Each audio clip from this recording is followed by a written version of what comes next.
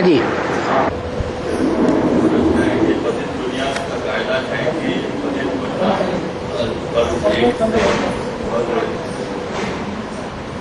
एक के साथ और मस्जिद में भी चोरी प्रैक्टिस करने से इंद्रियों पर चीज नहीं पाया जाता और श्रीमत पर प्रैक्टिस एक के साथ कंप्लीट नहीं, लेकिन प्रैक्टिस भी परफेक्ट नहीं है तो चांस है कि गलती हो, फेलियर भी हो, तो ये क्रिटिकल और डेंजरस बात नहीं है। जो भी लंबा प्रश्न पूछा है उसका सार पूछिए।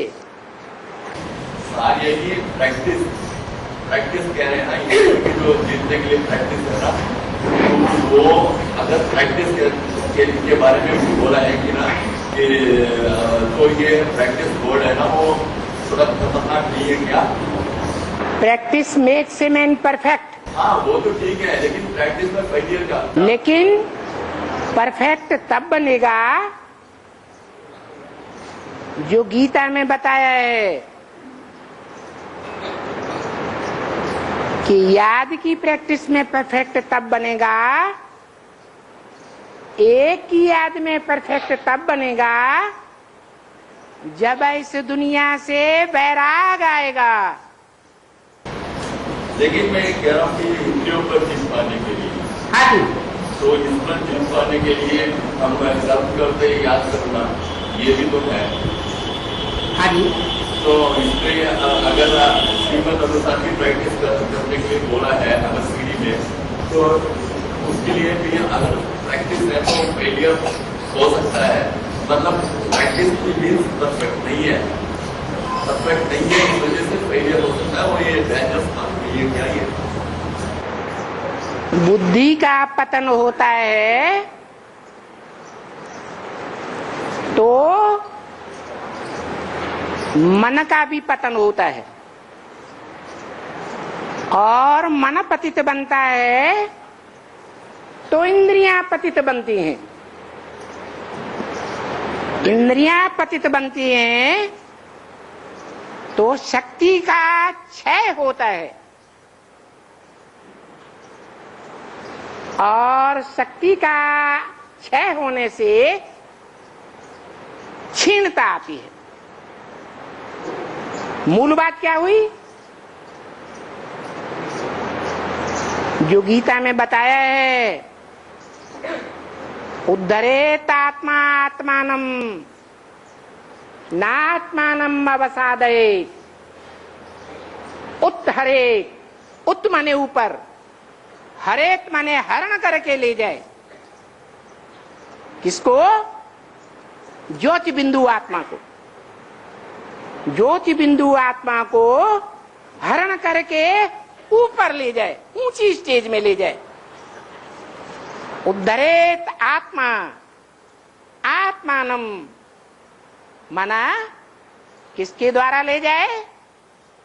मन बुद्धि रूपी आत्मा के द्वारा ज्योति बिंदु आत्मा को ऊपर ले जाना चाहिए कर्म करते हुए। ये प्रैक्टिस करनी है। नात्मानम अवसादयेत, आत्मा को नीचे न गिरने दे। ज्योति बिंदु आत्मा को लगातार ऊपर उठाता चला जाए। ये प्रैक्टिस करनी है। और प्रैक्टिस किसकी पक्की होगी? प्रैक्टिस उसकी पक्की होगी जो सदैव ईश्वरीय सेवा में लगा होगा। तन से, मन से, धन से, समय से, संपर्क से, संबंधियों की ताकत से भी ईश्वर की सेवा में लगाने वाला भगवान को बहुत प्यारा है। मैं सेवादारी बच्चों को खुद याद करता हूं, तो भगवान जिन आत्माओं को याद करेगा उनकी याद पावरफुल बनेगी या कमजोर बनेगी?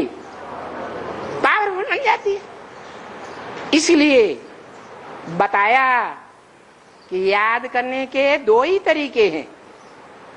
एक तो बार बार प्रैक्टिस करे, क्या, आत्मा को ऊपर ले जाने की, क्योंकि 63 जन्मों से कामेंद्रिय का सुख लेने की जबरदस्त आदत पड़ी हुई है, और उस आदत में मन बुद्धि रूपी आत्मा जो है वो देह के अंगों को ही याद करती रही। स्त्री ने देह के अंगों को याद किया तो अंतमते सोगते पुरुष बन जाती है, और पुरुष स्त्री के उस अंग को याद करता है जीवन भर तो अंतमते सोगते हो जाती है।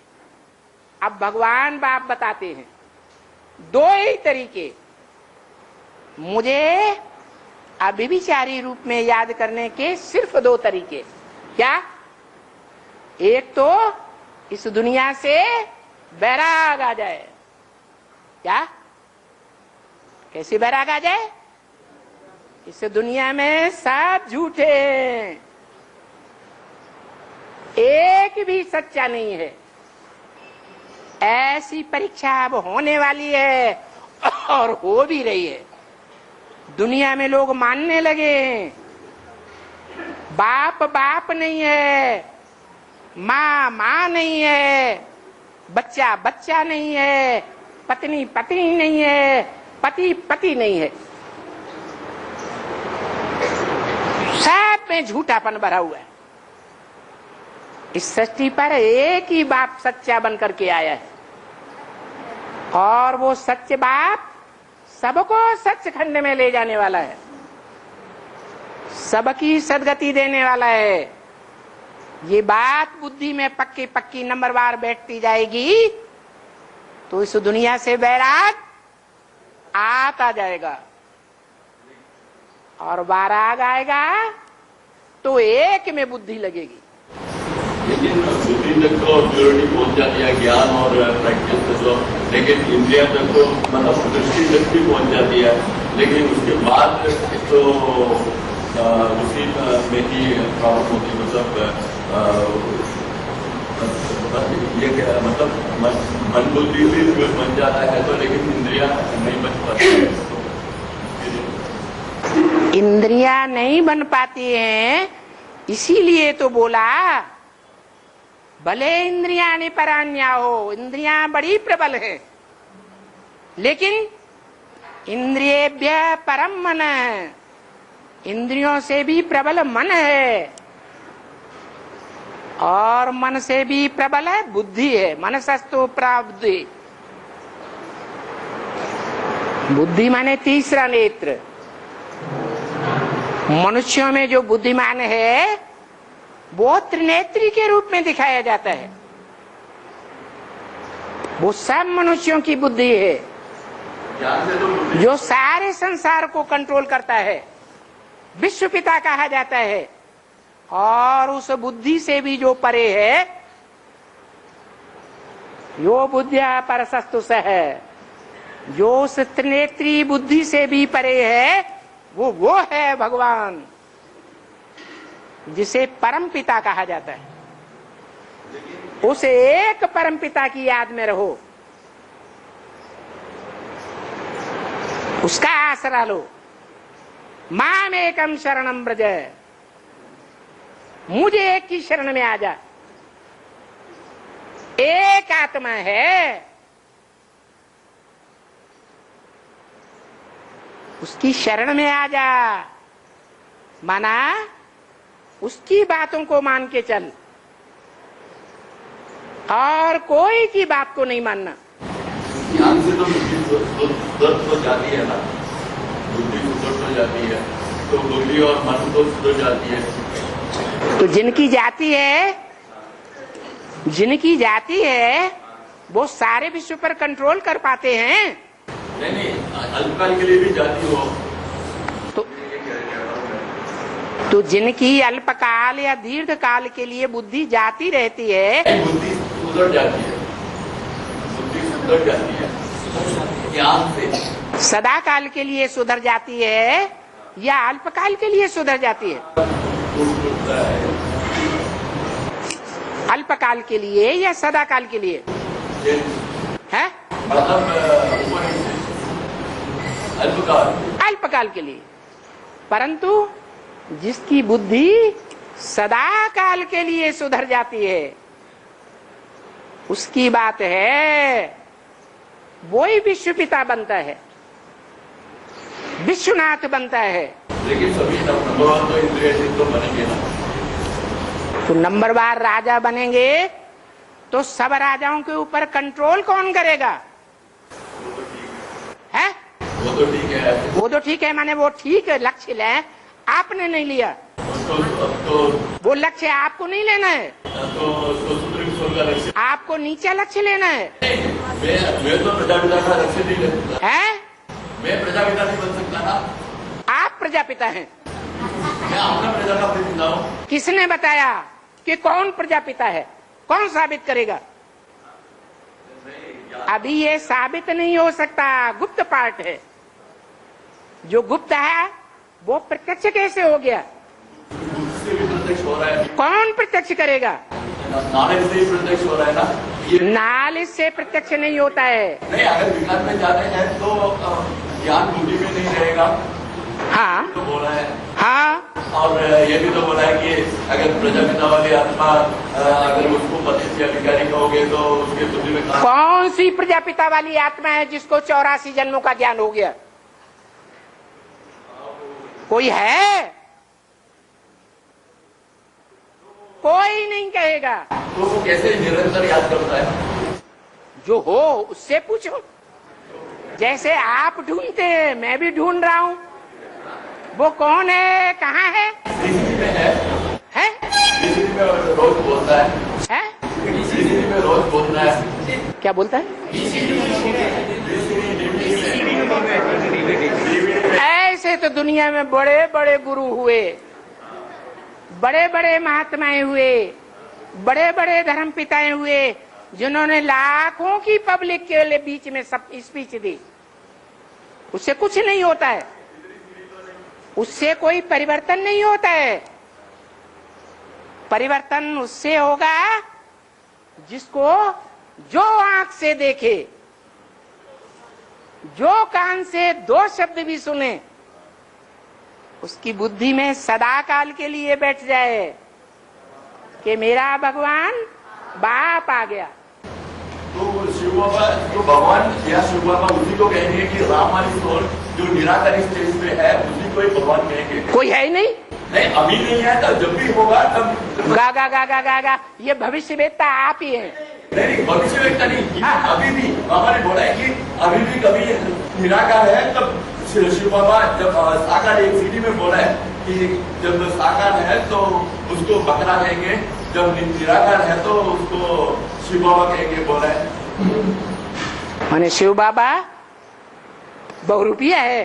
नहीं, शिव बाबा मतलब राम की सोल को ही शिव बाबा। वो तो दुनिया वाले कहते हैं कि शिव बाबा बहुरूपिया है। जो ज्ञानी बच्चे हैं उनके लिए तो एक ही रूप है, निराकारी, निर्विकारी, निरहंकारी, और वो अभी प्रत्यक्ष नहीं हुआ है। इसलिए जो प्रत्यक्ष नहीं है उसको हम खुद भी नहीं समझ सकते। कभी निश्चय आता है, कभी अनिश्चय आता है। इससे साबित होता है कि हमने खुद भी नहीं पहचाना है। जय जानो ते देव जनाई, और जानत तुम्हें तुम्हें हुई जाई। तो हम सब भगवान बन जाएंगे सब जान के। तो इसलिए वो एक यही बताता है, मन मना भव, मेरे मन में समा जा। जैसे सागर से एक चुल्लू पानी उठाया, उसे एक चुल्लू में से एक बूंद उठाया, वो एक बूंद चुल्लू में डाल दो, चुल्लू सागर में डाल दो, सारा सागर हो गया। तो ये इस दुनिया की बात है या सत्यधाम की बात है? कहां की बात है? वो उस दुनिया की बात है जहां हर एक मनुष्य आत्मा आत्मिक रूप में स्थित हो जाएगी, निराकारी बन जाएगी, निर्विकारी बन जाएगी और निरहंकारी बन जाएगी। वो ऊपर के धाम की ही बात नहीं है। इस साकार सृष्टि पर भी तुम परम धाम को उतार लेंगे। उस परम धाम की स्टेज में भी जो निराकारी आत्माएं हैं वो निराकारी स्टेज में टिक जाएंगी, निर्विकारी स्टेज में टिक जाएंगी और निरहंकारी स्टेज में टिक जाएंगी। और अगर अभी भी बताया कि ना पुरुष अगर याद हमेशा बुद्धि में स्त्री का अंग याद रखता है, लेकिन स्त्री पुरुष का, लेकिन अभी पता चला है कि स्त्रियों को पुरुष का अंग पसंद ही नहीं है। एक बार एक साइंटिफिक रिसर्च में पता चला उनको पसंद ही नहीं है। किसको? स्त्रियों को तो सबसे गंदा लगता है। हाँ, फिर तो याद क्यों करेंगे? हाँ, अगर पसंद नहीं है तो फिर स्वीकार क्यों कर लेते? क्या है? क्या स्वीकार क्यों करना? क्यों स्वीकार कर लेते? कोई और पुरुष की कोई और अंग को याद कर सकती है? पुरुष की बॉडी है उसको भी याद कर सकती है। बॉडी के याद, बॉडी का अंग वो भी है, उनका स्टेमिना, उनका स्ट्रेंथ। अरे बॉडी में हर एक अंग समाया हुआ है। तो जब हर एक अंग समाया हुआ है और वो अंग पसंद ही नहीं है तो कोई जबरदस्ती है कि स्वीकार कर लिया जाए? नहीं। फिर क्यों स्वीकार करते हैं? हाँ, नहीं, इसलिए तो मैं कह रहा हूँ। क्या कह रहे? नहीं, मैं कह रहा हूँ नहीं करते हैं, कह रहा हूँ मैं। दो बातें करते हो, तुम्हारे अंदर भूत है। बाबा ने बोला जो दो बातें करते हैं उनको अंदर भूत समझो। अभी बोला कि स्त्रियां पसंद ही नहीं करती, कोई पसंद नहीं करती। अभी कहते हैं इसलिए पसंद करते हैं। नहीं, हाँ, मैं कभी नहीं कहा कि हाँ, एक ही बात कह रहा था मैं। हाँ, क्या पसंद नहीं करती है, पहले भी कहा था, अभी भी कहा था मैं। हाँ, और ये कहा था कि कोई और फीचर होगा, कोई और फीचर कोई और फीचर मनुष्य का होगा, जैसे मनुष्य का करेज, मनुष्य का स्ट्रेंथ, मतलब पुरुष का स्ट्रेंथ, वैलर, करेज, ये सब है ना, मतलब धैर्य या मतलब वीर्य, धैर्य, ये सब इनको पसंद करती होंगी। इनको पसंद करते होंगे। कौन पसंद करते होंगे? अरे या उनके वेल्थ को। अरे अभी बात जो हो रही है उस बात को उठाओ, दूसरी बातों को नहीं पकड़ो। बॉडी के रिलेटेड तो है वो। है? तो बॉडी के रिलेटेड तो है। क्या? ये सब मैं जो कह रहा हूँ ना, बॉडी को ही याद करना। अरे बॉडी के दूसरे अंगों की बात नहीं है यहाँ। यहाँ जो बात हो रही है, जो प्रसंग है, उसी की बात करो। लेकिन नहीं करते हैं? उसी को तो प्रसंग की बात ही कह रहा हूँ कि उसको वो पसंद नहीं करते। कौन नहीं पसंद करते? आप स्त्री बने कि नहीं? आप कोई जन्म में स्त्री बनते हैं कि नहीं? तो आपने पसंद नहीं किया? आपने पसंद किया कि नहीं? मैं क्या पता है? आपने पसंद किया कि नहीं पूर्व जन्म में? हमें पता नहीं है ना, हमें याद नहीं है। माने आपको ज्ञान के ऊपर विश्वास नहीं है। जो ज्ञान बताता है कि एक जन्म में स्त्री और एक जन्म में पुरुष बनते हैं, ज्यादा से ज्यादा जो जन्म पुरुष और 2 जन्म स्त्री बन सकते हैं, इससे जास्ती नहीं। इस बात पर आपको विश्वास नहीं। आपके अंदर कोई दूसरे धर्म की आत्मा है। जैसे क्रिश्चियन से पूर्व जन्म को नहीं मानते, मुसलमान पूर्व जन्म को नहीं मानते, वो कोई आत्मा आपके अंदर है। इसलिए आप ज्ञान की एक बात को मानते हैं, दूसरी बात को नहीं मानते। नहीं क्या? आप पूर्व जन्म में स्त्री बने कि नहीं? वो तो ठीक है। ठीक है, अभी ठीक हो गया। जब आप पूर्व जन्म में स्त्री बने थे तो किस याद में मरे थे? आप मेरे पिछले जन्म को देखना पड़ेगा। देखो देखो देखो देखो देखो देखो,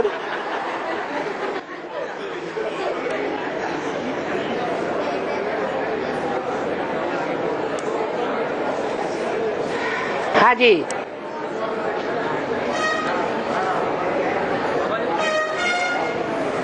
जब तीर्थ पे जाते हैं, हाँ तीर्थ पे जाते हैं, परिक्रमा लगाते हैं। हाँ हाँ, ये लो। बाबा जब तीर्थ पे जाते हैं ना, तीर्थों पे जब जाते हैं,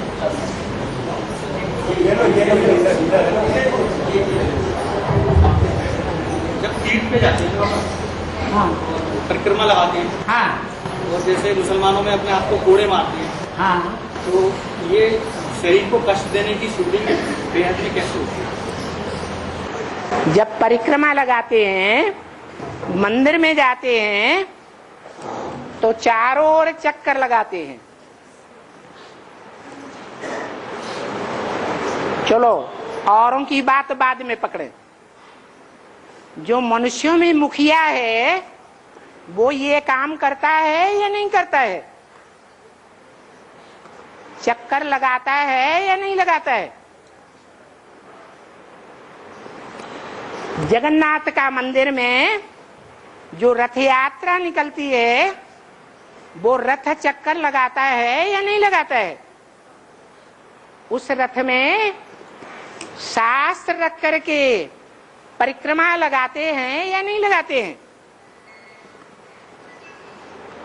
तो बोला है मम वर्तमान वर्तन्ते मनुष्या पार्थ सर्वश है।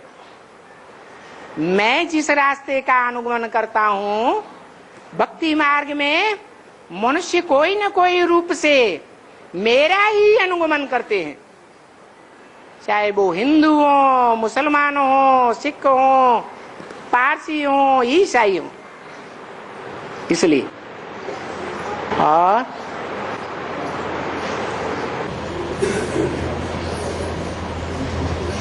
सबसे पहले तो पहली बार मिलन मनाने का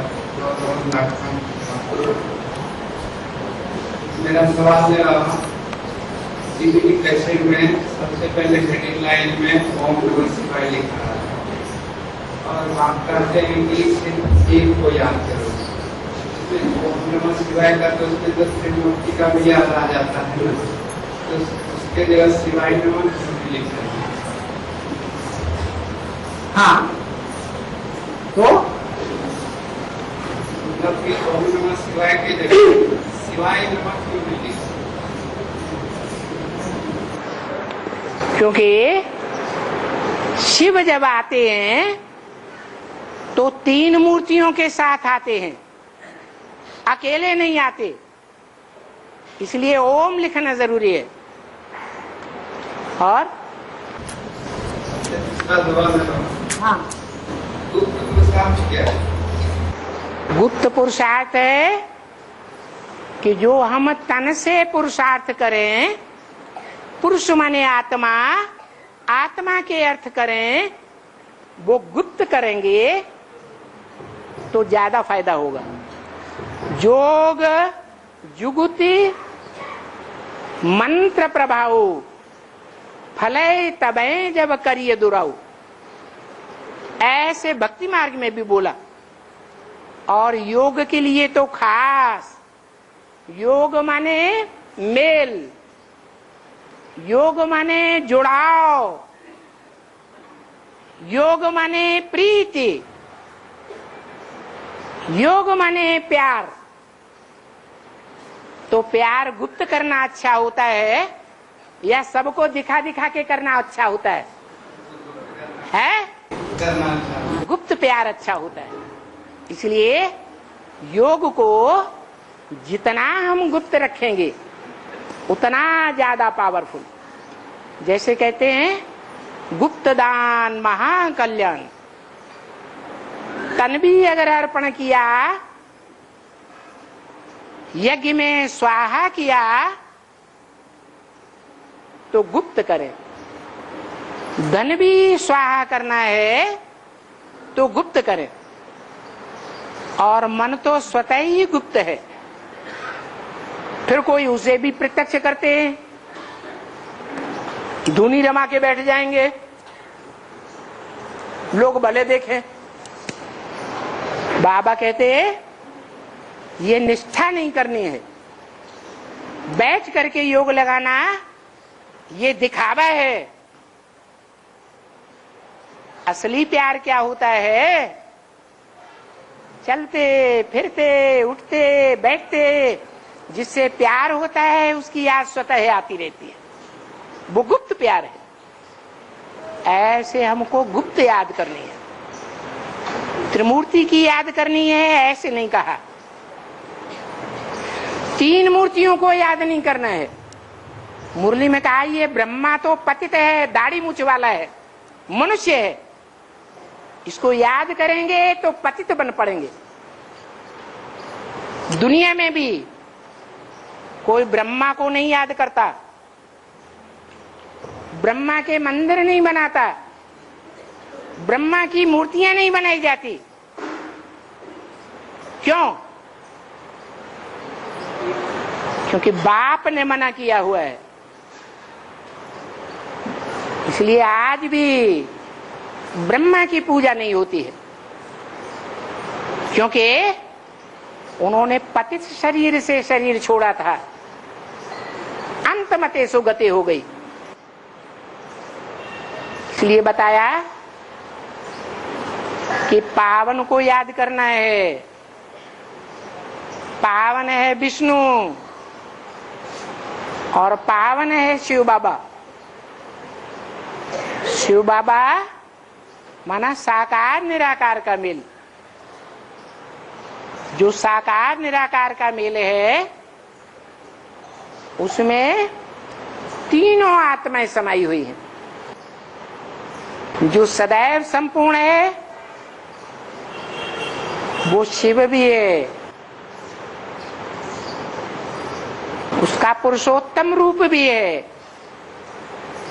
और जिसमें प्रवेश करता है और पहले पहले बाप समान बनता है वो राम वाली आत्मा, प्रजापिता वाली आत्मा, शंकर जिसे कहा जाता है वो भी है। शंकर माना मिक्स, उसमें ज्ञान चंद्रमा रूपी ब्रह्मा भी प्रवेश है। इसलिए तीन आत्माओं का सम्मिलित रूप है शंकर। वो भी त्रिमूर्ति शिव है और वो ही त्रिमूर्ति हाउस है। उसी के द्वारा त्रिमूर्ति रोड प्रत्यक्ष होती है। इसलिए वो तीन को याद करना नहीं है, तीन का जो संपन्न रूप है वो त्रिमूर्ति शिव है। हाँ जी। जब तक ज्ञान में होशियार नहीं बने तब तक स्कूल सेवा करना है क्या? और पर ये भी बोला है कि एमएससी कन्या अगर डॉक्टर है तो उसे हॉस्पिटल में काम करने के लिए कहा जाता, तो वो क्या ज्ञानी नहीं या पवित्र नहीं? क्योंकि पवित्रता को भी ज्ञान कहा जाता है। वो कन्या अपनी इतनी और इतनी पावरफुल है कि उस पर आस्था आए। जो बच्चे ज्ञान में अच्छे से अच्छे चलते हैं,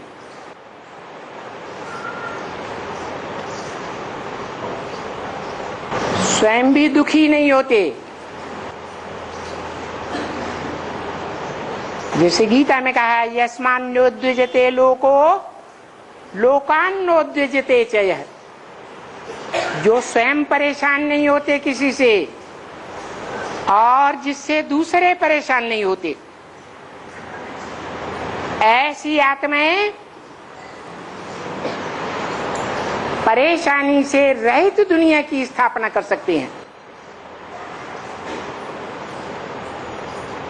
दूसरी आत्माएं जो खुद परेशान होती हैं और दूसरों को भी परेशान करती हैं, वो नई दुनिया स्थापन नहीं कर सकती।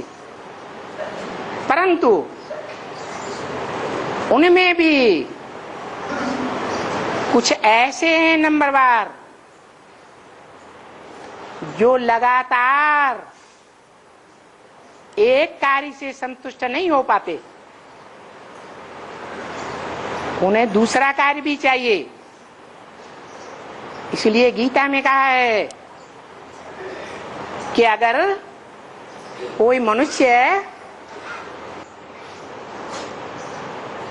लौकिक कार्य भी करता है और लौकिक कार्य से जो भी अर्जन होता है, जो भी प्राप्ति होती है, उस सारी प्राप्ति को ईश्वरीय सेवा में ही अर्पण कर देता है, तो वो अर्पण में है या नहीं है? बात खत्म हो गई। लेकिन उसकी प्योरिटी का भी तो ध्यान रखना है। आपने कहा कि वो बाप का काम, बाप का काम है।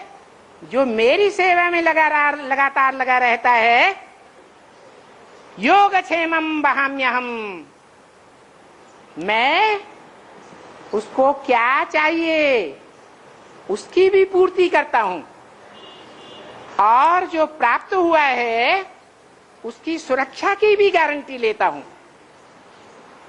इसलिए जो तन से, मन से, धन से ईश्वरीय सेवा में ही अर्पण है, वो संपूर्ण समर्पण है। हाँ,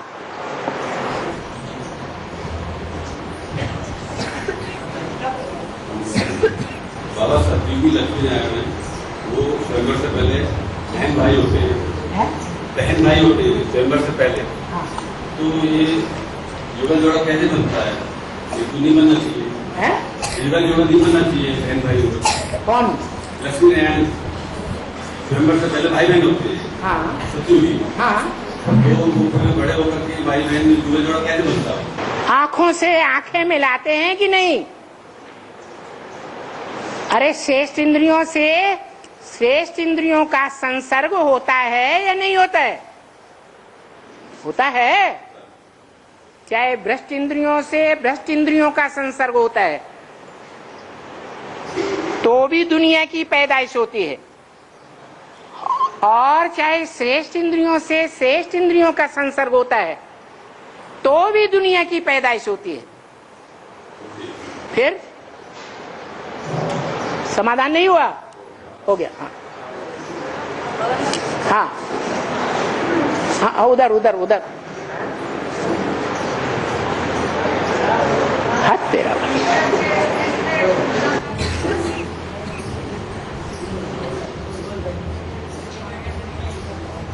शंकर के लता से गंगा कैसे निकली? शंकर के लता से गंगा कैसे निकली? शंकर की जटाओं से गंगा कैसे निकली?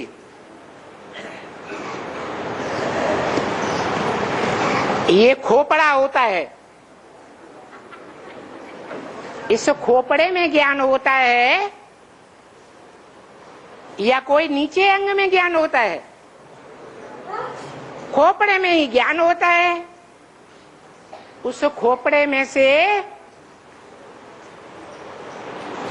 कुछ विजातीय तत्व होते हैं शरीर के, वो नाखून और बालों के रूप में से निकलते हैं। ये भी कहते हैं कि शंकर से बिच्छू टिंडन पैदा हुए, माना जो रुद्रमाला के मणके हैं, जो जन्म जन्मांतर के राजाएं बनते हैं,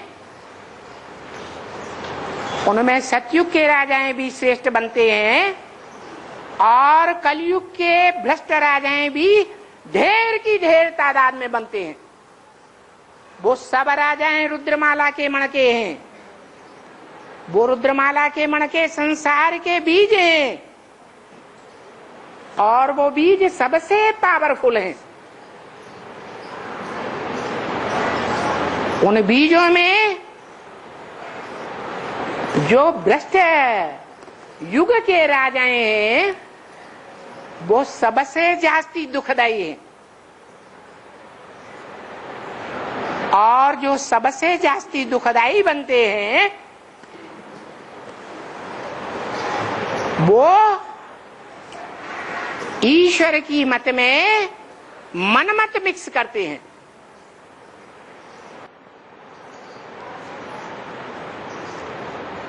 वो मनुष्य सृष्टि के बाप की जटाओं से पैदा होते हैं।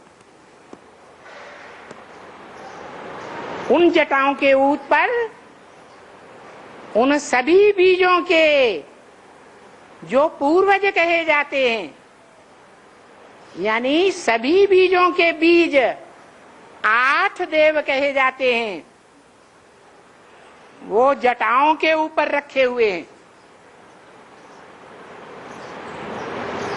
उनमें एक सबसे श्रेष्ठ है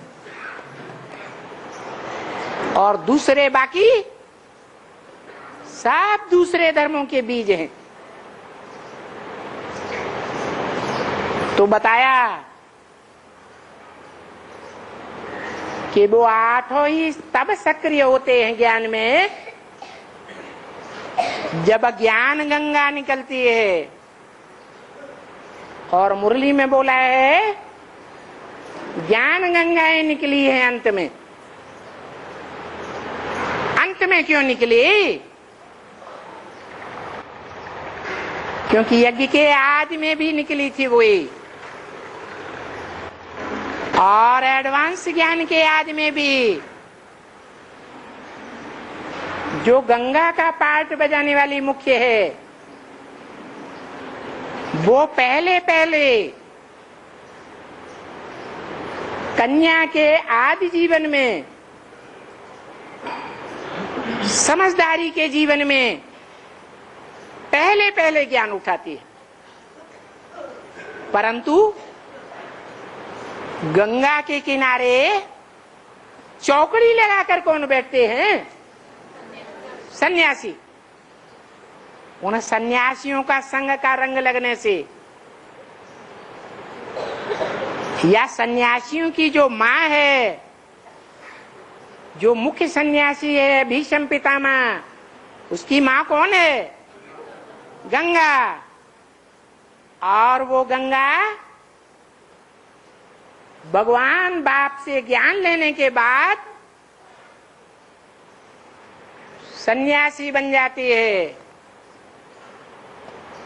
सन्यासी बन करके उन गुरुओं के चक्कर में आ जाती है जो उसके किनारे चौकड़ी मार करके बैठते हैं। उनका संग का रंग करने से गंगा पर आरोप लगता है, राम तेरी गंगा मैली हो गई।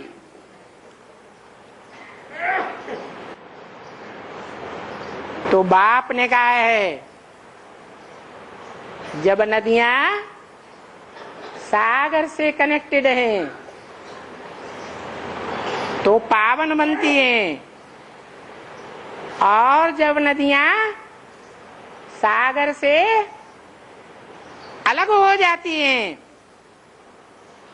तो पतित बनती हैं। और वही नदियां, खास करके मुख्य नदियां गंगा, यमुना, सरस्वती, ब्रह्मपुत्रा और उनकी सहायक नदियां गोमती, गंडक वगैरह वगैरह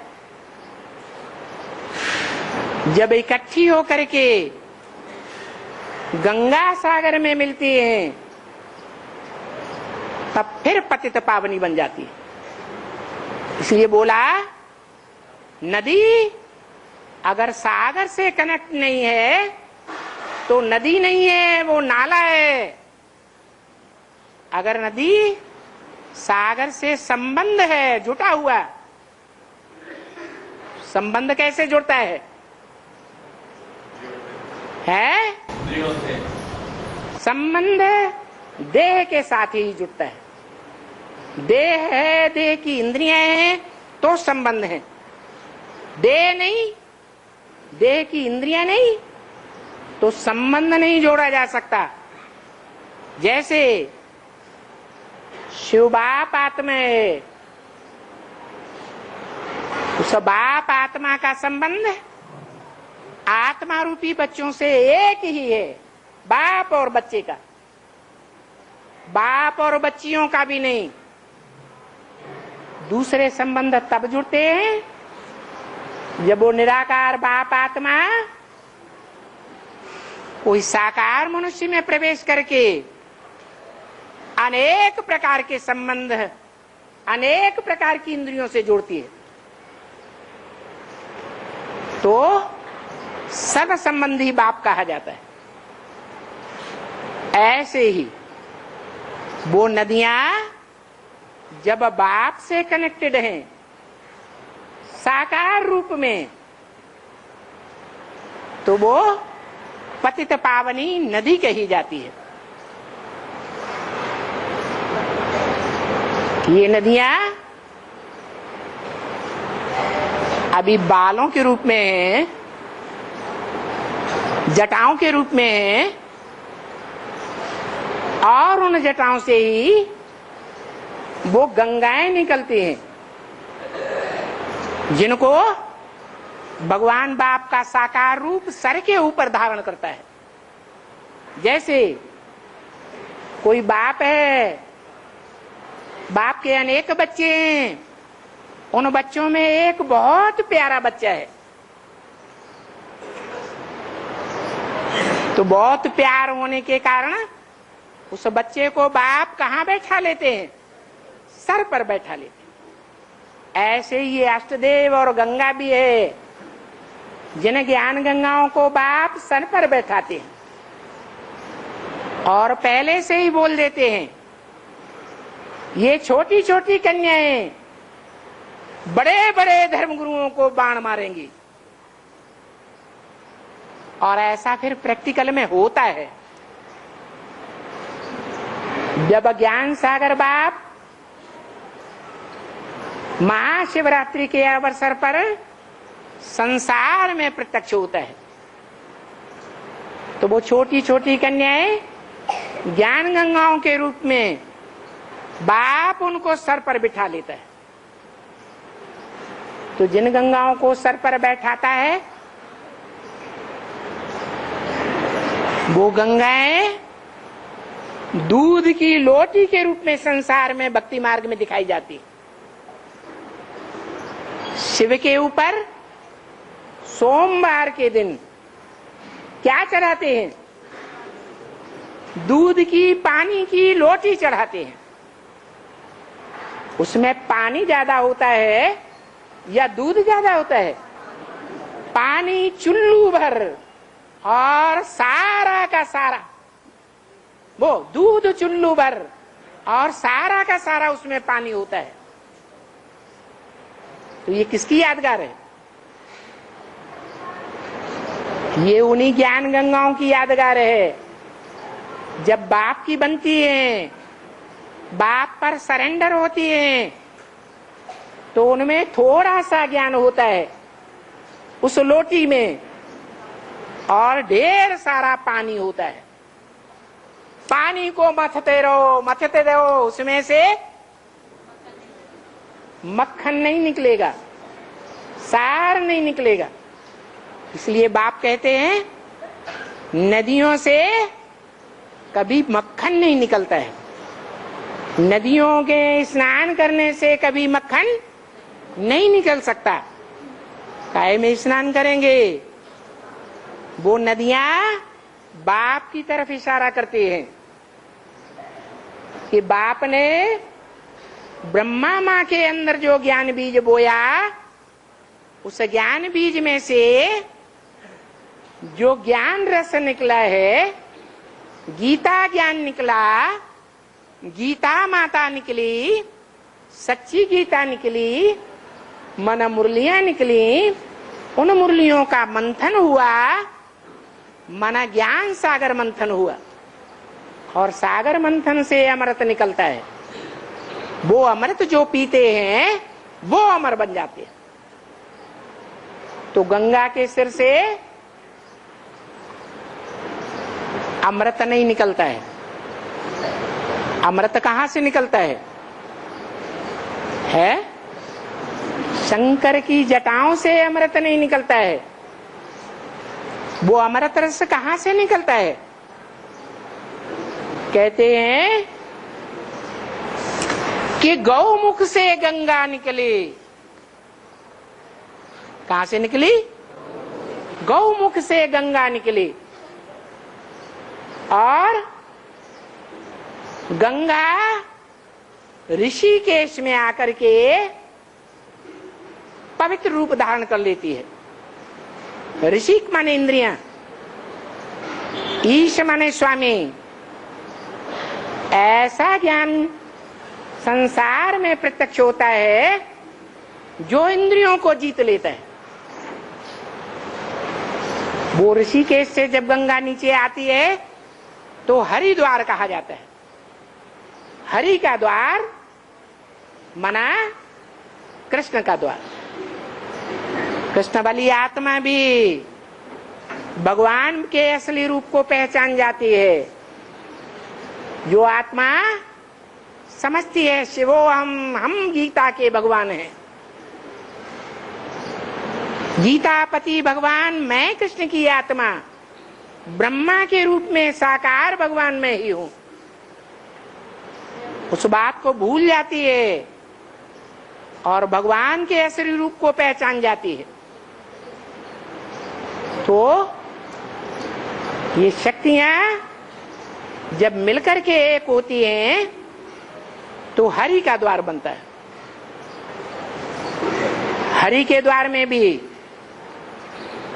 पहले पहले गंगा का जल पवित्र होता है। फिर हरिद्वार से आगे बढ़कर के जब फर्रुखाबाद में पहुंचती है तो वहां कचरे का नाला गिरता है। पहले पहले वहां से ही पतन शुरू होता है। और फिर जहां जहां शहरों से गुजरती जाती है गंगा नीचे उतरती जाती है। प्रत्येक शहरों में गंगा के किनारे मेले लगते हैं। बड़ा मेला इलाहाबाद में लगता है, वाराणसी में भी लगता है। लेकिन वो सब नदियों के मेले हैं। अंत में जाकर सागर से जब मिलती है तो बड़े से बड़ा मेला गंगा सागर कहा जाता है। उसका मतलब ये है गंगा और ज्ञान सागर का मेला। ये ज्ञान भगवान बाप से ही मिलता है, नदियों से नहीं मिलता है। नदियों से भी किसको मिलता है? दुनिया को मिलता है। और नदियों को किससे मिलता है? भगवान बाप से मिलता है। इसलिए दिखाया कि शंकर से गले से जटाओं से गंगा निकली। गंगा जो जटाओं से निकली है सर से नहीं निकली हुई दिखाई। सर से पहले जटाएं निकले, जटाओं के बाद गंगा निकले। तो जो ऋषि मुनि सन्यासी हैं वो बड़ी लंबी लंबी जटाएं रखाते हैं कि हम शंकर जी के रूप हैं या शंकर के असली फॉलोअर हम हैं। हमारी जटाएं उलझी हुई हैं। ये जटाएं जब गंगा निकलेगी तो ये सुलझ जाएंगी। वास्तव में बात क्या है? शंकर की उलझी हुई ज्ञान जटाएं अभी भी कोई की समझ में नहीं आ रही है। आज निश्चय होता है और कल अनिश्चय आ जाता है। ये जटाएं तभी सुलझेंगी जब पवित्र कन्याएं उनके मुख से ये ज्ञान गंगाएं बहेंगी और उन ज्ञान गंगाओं का कनेक्शन ज्ञान सागर से, बाप से जुटा हुआ होगा।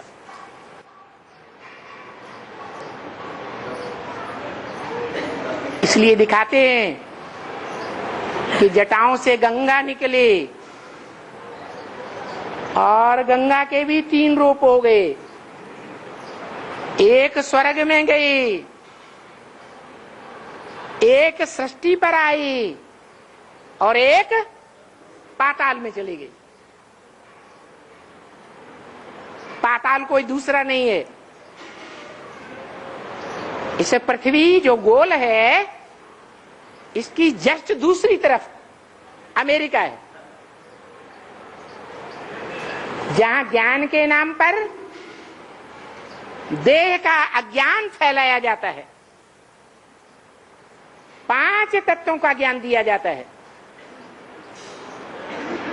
वो ही पातालवासी गंगा है। और भक्ति मार्ग में जो सर्वव्यापी का ज्ञान फैलाने वाली ज्ञान गंगा है, वो मनुष्यों की गंगा है। और स्वर्गीय गंगा कौन सी है? जो स्व आत्मा में स्थित होना सिखाती है, वो ज्ञान गंगाएं अभी संसार में प्रत्यक्ष होने वाली हैं। और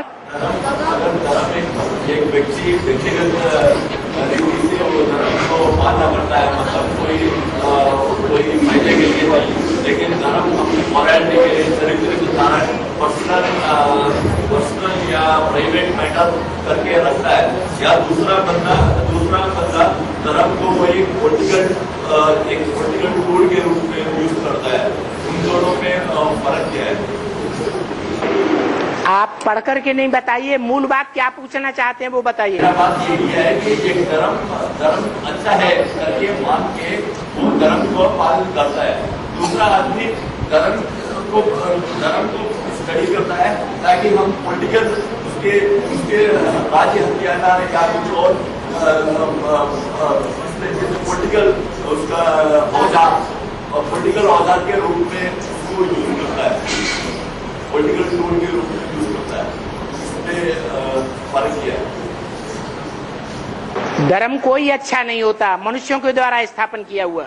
नहीं, ये कोई भी धर्म हो, लेकिन एक भी जो सबसे ऊपर वाला धर्म भी हो, या मतलब कोई बोला कि सभी धर्म में नंबर 1 सच्चाई तो है, लेकिन तभी तो वो राजा ही प्राप्त करते हैं।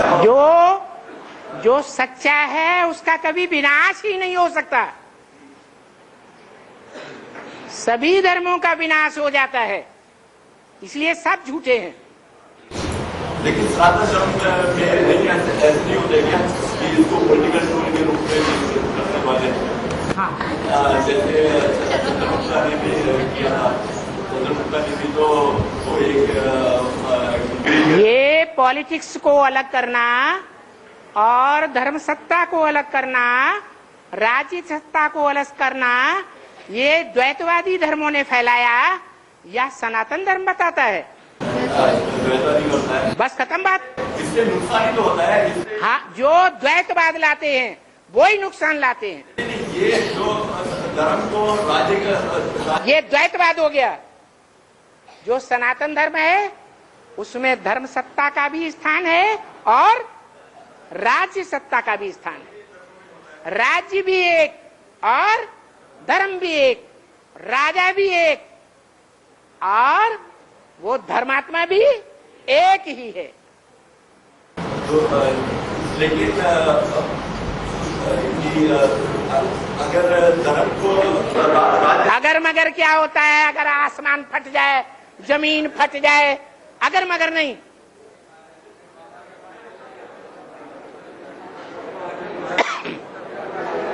हाँ,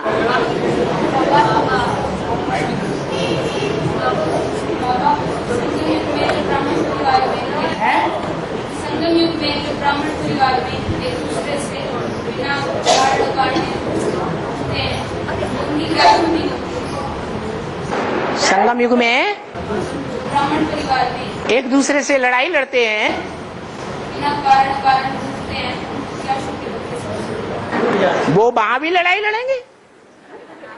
बड़े ड्रामा जो होने वाला है 5,000 साल का, उसमें घनघोर युद्ध करेंगे। यहाँ छोटा रूप है और वहां बड़ा रूप हो जाएगा। हाँ जी, ला ला ला, हाँ हाँ बाबा अहि रावण का बेहद में क्या अर्थ है। अहि रावण का बेहद में क्या अर्थ है? आगे अहि रावण अधिरावण, अहि अहि अहिरावण। रोटी को रावण से भी बलवान हाँ, रावण ने तो स्वीकार करा है, लेकिन अहिरावण इस दुनिया में राज्य करता था या पाताल लोक में राज्य करता था? है, पाताल लोक में राज्य करता था। अभी बताया पाताल लोक कोई नीचे से नीचे लोक नहीं है। इस पृथ्वी पर ही भारत के बिल्कुल अपोजिट, पृथ्वी के गोल पृथ्वी के दूसरे छोर पर जो देश है अमेरिका, वो ही पाताल लोक है। पाताल माने जहां ताल ही ताल भरा हुआ है। ताल माने रुका हुआ पानी, नदी नहीं, ताल रुका हुआ पानी है। और जो रुका हुआ पानी है वो गंदा हो जाता है या स्वच्छ रहता है? गंदा हो जाता है। रामचंद्र को तो वो पाताल लोक ले गया, हनुमान छोड़ा लाया। हाँ हाँ जी, जो बाबा कहते हैं कि 5,000 वर्ष का ड्रामा बाबा रिपीट होता है हाँ और हर चक्र में संगमयुग भी आता है, तो हर संगमयुग की शूटिंग हर चक्र में अलग अलग होती है। हर सतयुग की शूटिंग, हर संगमयुग में शूटिंग जो बाबा कहते हैं ना, पुरुषोत्तम संगमयुग शूटिंग का युग है, तो यहाँ पे जो शूटिंग होती है, जो हर चक्र में अलग अलग शूटिंग होती है संगमयुग। माना सतयुग है वो भी 4 अवस्थाओं से गुजरता है। सतयुग में जन्म लेने वाली आत्माएं भी सतो प्रधान सतो सामान्य 4 अवस्थाओं से गुजरती हैं जीवन में।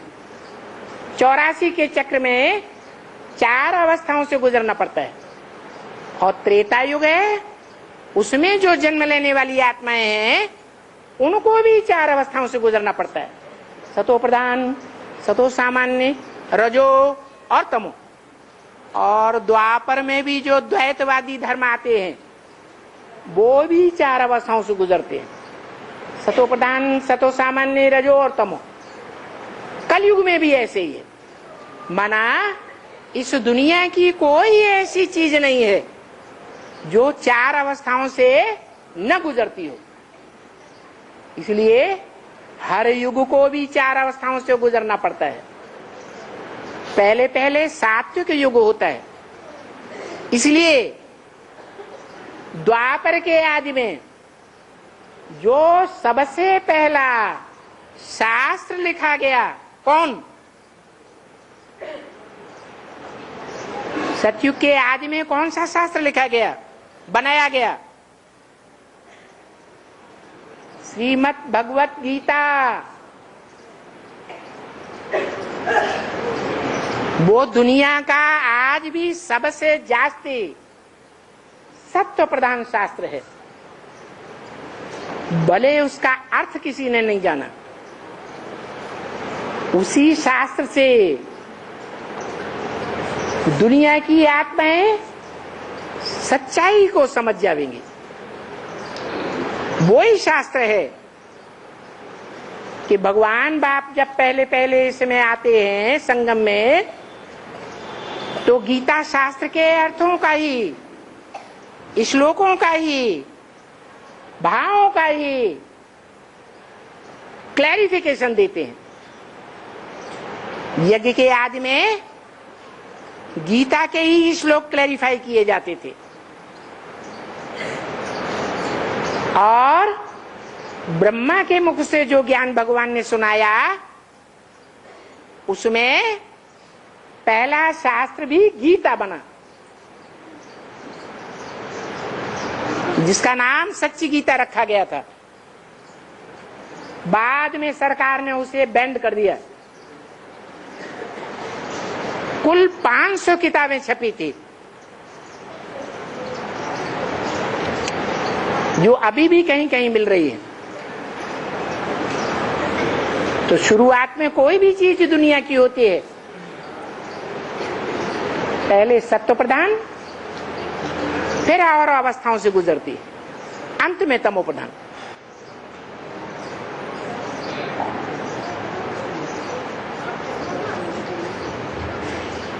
में 18 से पहले जो सब अनुष्ठेय में आ जाएंगे, 2018 पहले सब अनुष्ठेय में आ जाएंगे, मधुबन वाले मधुबन छोड़ के जाएंगे और 71 वाले की संख्या जुड़ेगी, तो उसमें आत्माओं की परिस्थिति क्या होगी? आत्माओं की कैसे परिस्थिति होगी?